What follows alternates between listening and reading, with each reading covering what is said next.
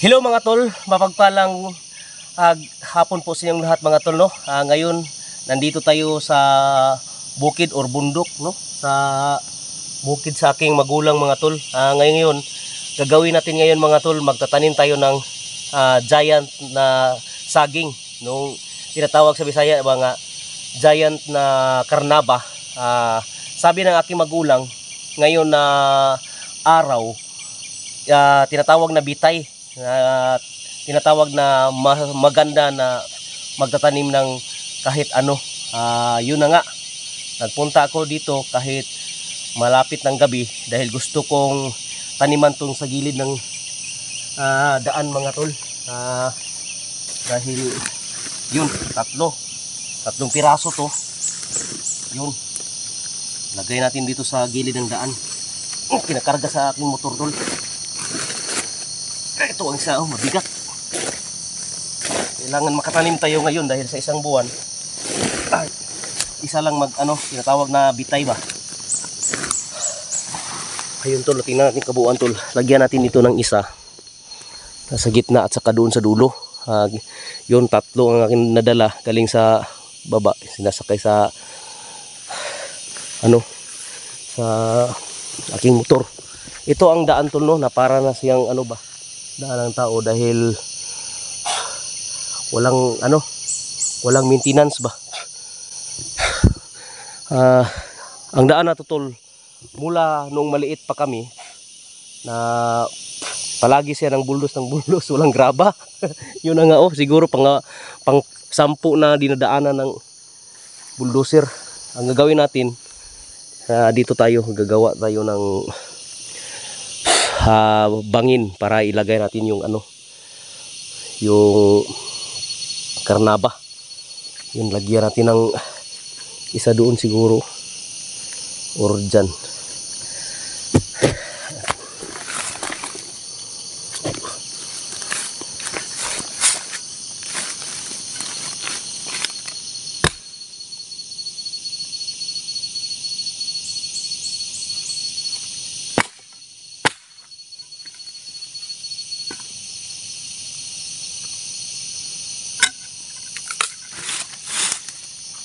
Ito ang bukid sa aking magulang tol. Bukid ng aking magulang. Dito kami na lumalaki tol.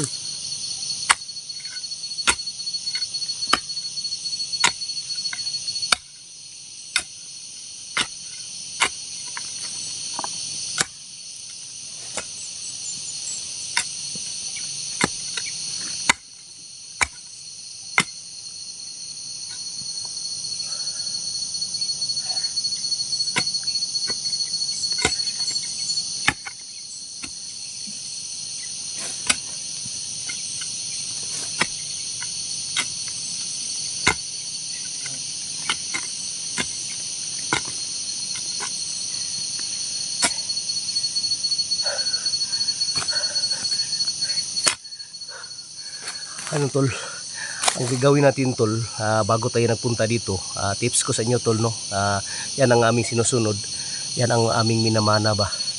Pag magtanim tayo ng kahit kailangan busog tayo mga tol, para yung ating tinatanim mula sa pagtanim natin malusog siya. Yan ang tips ko sa inyo mga tol, yan ang tinuturo ng aking mga magulang tol. Kailangan din magtanim bitay.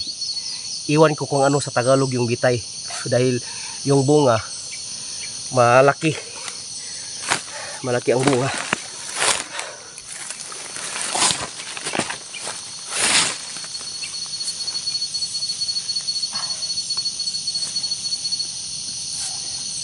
Giant tutol, parang isang metro ang haba ng kanyang bulig ba. Mula ngayon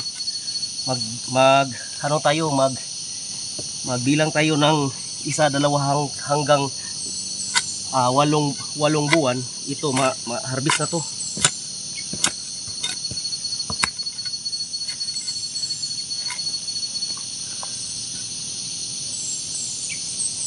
Dito natin lagay sa gilid ng daan para kung mag-harvest na tayo,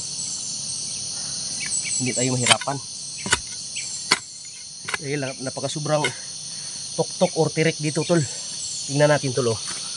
Pagpakita ko sa inyo, sistema sa ating lupa ng aking magulang. Yun, sobrang tirik yan.